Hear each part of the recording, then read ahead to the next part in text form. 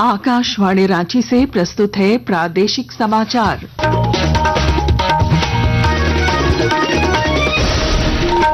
नमस्कार। प्रादेशिक समाचारों के साथ मैं पूनम केरकेट्टा। पहले मुख्य समाचार। इसरो ने मानव युक्त अंतरिक्ष मिशन गगनयान के पहले एकीकृत एयर ड्रॉप का किया सफलतापूर्वक परीक्षण। झारखंड विधानसभा के पूरक मानसून सत्र का आज दूसरा दिन। कार्यवाही की शुरुआत प्रश्नकाल से होगी। भाजपा प्रदेश अध्यक्ष बाबूलाल मरांडी का हेमंत सरकार पर हमला।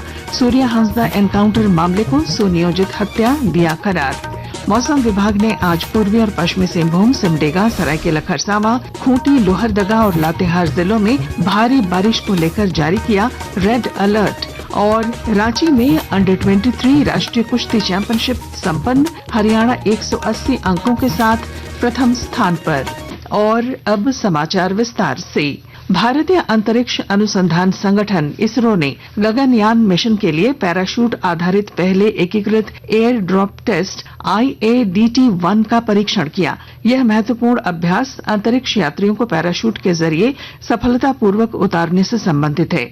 यह परीक्षण इसरो, रक्षा अनुसंधान और विकास संगठन, वायुसेना, नौसेना तथा तट रक्षक बल के संयुक्त प्रयासों से किया गया है। एक रिपोर्ट। इसरो द्वारा इंटीग्रेटेड एयर ड्रॉप सिस्टम का परीक्षण सफल रहा। चिनूक हेलीकॉप्टर द्वारा क्रू मॉड्यूल को ऊपर ले जाकर रिलीज किया गया।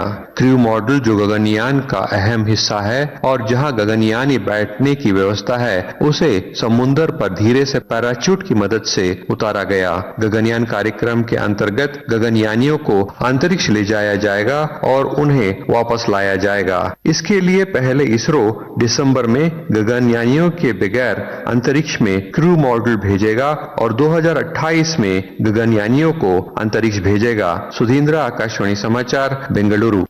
झारखंड विधानसभा के पूरक मानसून सत्र का आज दूसरा दिन है। आज सदन की कार्यवाही प्रश्नकाल से शुरू होगी। सदन में विभिन्न विभागों से जुड़े सवालों के जवाब के साथ विपक्ष सरकार को घेरने की तैयारी में है। भाजपा प्रदेश अध्यक्ष और नेता प्रतिपक्ष बाबूलाल मरांडी ने सूर्या हांसदा एनकाउंटर मामले को लेकर हेमंत सरकार पर हमला बोला है। उन्होंने कहा कि पूर्व मुख्यमंत्री अर्जुन मुंडा की अध्यक्षता में गठित भाजपा की विशेष जांच समिति ने अपनी रिपोर्ट सौंप दी है। बाबूलाल मरांडी ने इस घटना को सुनियोजित हत्या करार देते हुए सरकार से कठोर कार्रवाई की मांग की है।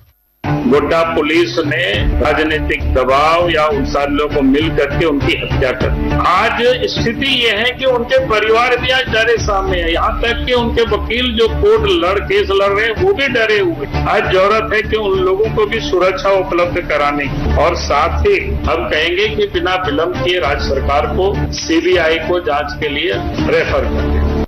जामताड़ा में राज्य पिछड़ा वर्ग आयोग के अध्यक्ष जानकी प्रसाद यादव ने कहा कि सरकार जल्द पिछड़ा वर्ग मंत्रालय और निदेशालय का गठन करेगी। उन्होंने यह भी बताया कि 55% से अधिक पिछड़ा वर्ग की आबादी को सरकारी योजनाओं का समुचित लाभ नहीं मिल पा रहा है।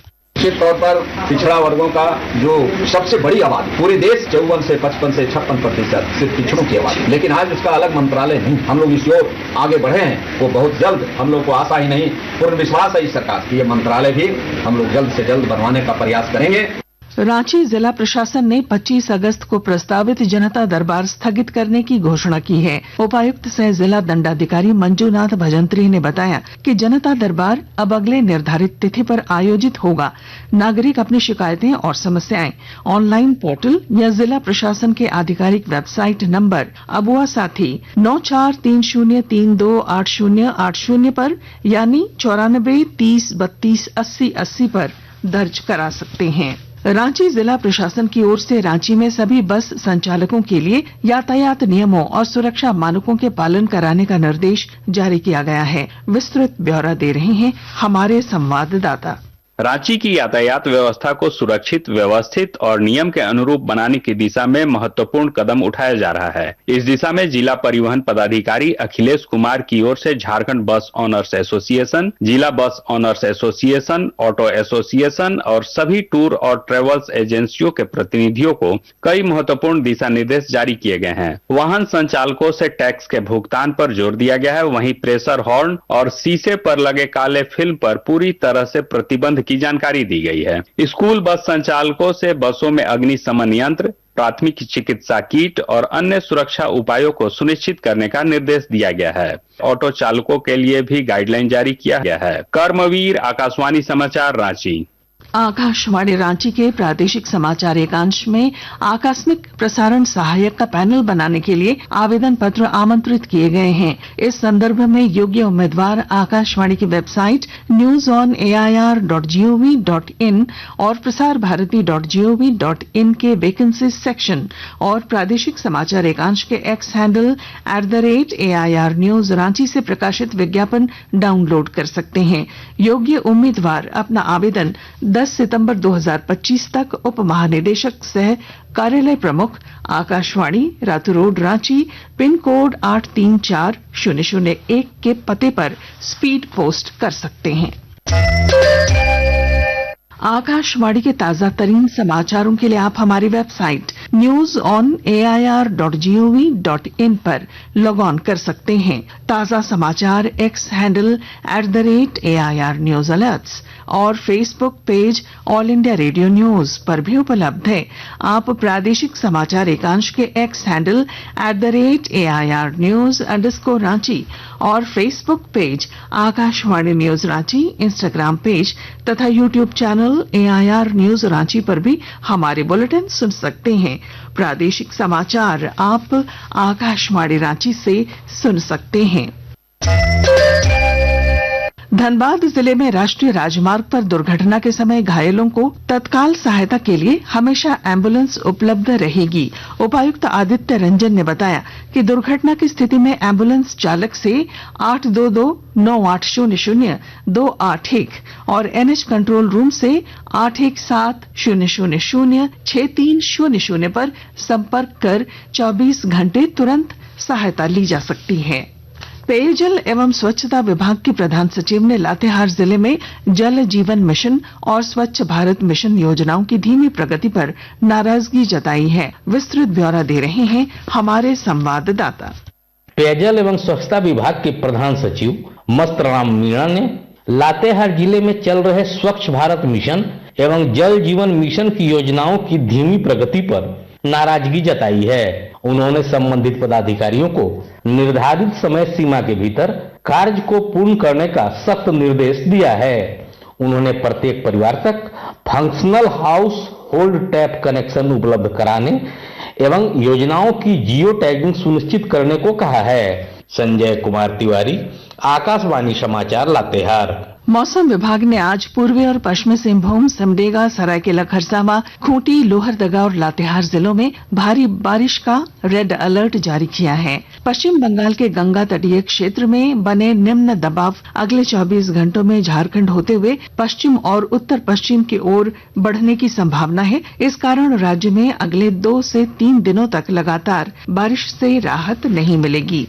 कुश्ती। रांची में आयोजित अंडर 23 राष्ट्रीय कुश्ती चैंपियनशिप के समापन दिवस पर ग्रीको रोमन शैली की सभी 10 भार वर्गों की स्पर्धाएं संपन्न हुई। इस प्रतियोगिता में झारखंड के अभिषेक ने 60 किलोग्राम भार वर्ग में कांस्य पदक जीतकर राज्य का मान बढ़ाया। चैंपियनशिप में हरियाणा 180 अंकों के साथ प्रथम स्थान पर रहा, जबकि SSCB ने दूसरा और महाराष्ट्र ने तीसरा स्थान हासिल किया। और अब अखबारों की सुर्खियां। रांची से प्रकाशित लगभग सभी अखबारों ने भारत के पहले एयर ड्रॉप टेस्ट के सफल परीक्षण की खबर को प्रमुखता दी है। प्रभात खबर लिखता है, गगनयान मिशन भारत की बड़ी छलांग, पहला एयर ड्रॉप टेस्ट सफल। दैनिक जागरण की सुर्खी है, सहायक आचार्य नियुक्ति परीक्षा का जारी होगा संशोधित परिणाम। हिंदुस्तान के शब्द हैं, गुमला में भारी बारिश से कंस नदी का पुल टूटा, दर्जनों गांव कटे। दैनिक भास्कर की सुर्खी है, चंपाई हाउस अरेस्ट, पुलिस से झड़प के बीच ग्रामीणों ने रोपा धान, ADM, 10 जवान और 12 लोग घायल। और अब अंत में मुख्य समाचार। इसरो ने मानव युक्त अंतरिक्ष मिशन गगनयान के पहले एकीकृत एयर ड्रॉप का किया सफलतापूर्वक परीक्षण। झारखंड विधानसभा के पूरक मानसून सत्र का आज दूसरा दिन। कार्यवाही की शुरुआत प्रश्नकाल से होगी।